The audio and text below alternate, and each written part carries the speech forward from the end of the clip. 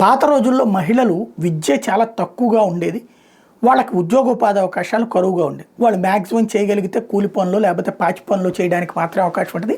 భర్త నుంచి విడిపోతే కాబట్టి అట్లాంటి వాళ్ళు గౌరవనీయంగా బ్రతకాలి.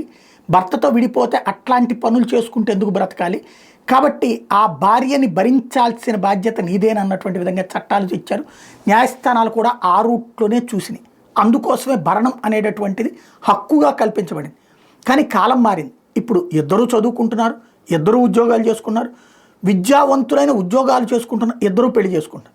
కానీ విడాకులు తీసుకుంటే అబ్బాయే అమ్మాయికి భరణం ఇవ్వాలన్నటువంటి కాన్సెప్ట్. ఇటు జీతం తీసుకుంటూ ఉద్యోగం చేసుకుంటూ మళ్ళీ భర్త దగ్గర నుంచి భరణాలు కావాలనేటటువంటి డిమాండ్లు పెరుగుతున్నటువంటి నేపథ్యంలో వివిధ న్యాయస్థానాలు తీర్పులు ఇస్తున్నాయి. తాజాగా మరొక తీర్పు అట్లాంటిదే. ఉన్నత విద్యార్హతలు, మంచి ఉద్యోగం సంపాదించే అవకాశం కలిగిన మహిళలు వాళ్ళ భర్తల నుంచి తాత్కాలిక భరణం కోరడం సబబు కాదని ఢిల్లీ హైకోర్టు అభిప్రాయపడింది. సోమరిగా ఉండటానికి చట్టం ప్రోత్సహించదని జస్టిస్ చంద్రదారి సింగ్ పేర్కొన్నారు. భర్తతో విభేదాల వల్ల విడిగా ఉంటున్న భార్య తాత్కాలిక భరణం కోర్టు దాఖలు చేసిన పిటిషన్ తోసిపుచ్చుతూ ఈ తీర్పు వెలువరించారు. నిరక్షరాస్యులైన మహిళల మాదిరిగా భర్తలపై ఆధారపడటం తగదని హితవు పలికారు. ప్రపంచ జ్ఞానం కలిగిన మహిళలు సాధికారతకు ప్రయత్నించాలని తెలిపారు. 2018 వివాహం అనంతరం దంపతులు సింగపూర్ వెళ్లారు. భర్త అతని కుటుంబ సభ్యులు వేధిస్తున్న ఆరోపణలతో భార్య 2021 ఫిబ్రవరిలోనే భారత్ తిరిగి వచ్చింది. తనకు ఉద్యోగం లేదని, ఇతర ఆస్తులు కూడా లేనందున బంధువుల ఇంట్లో నివసిస్తున్నానని తాత్కాలిక భరణం ఇప్పించాలని కోరుతూ ట్రయల్ కోర్టు పిటిషన్ దాఖలు చేశారు.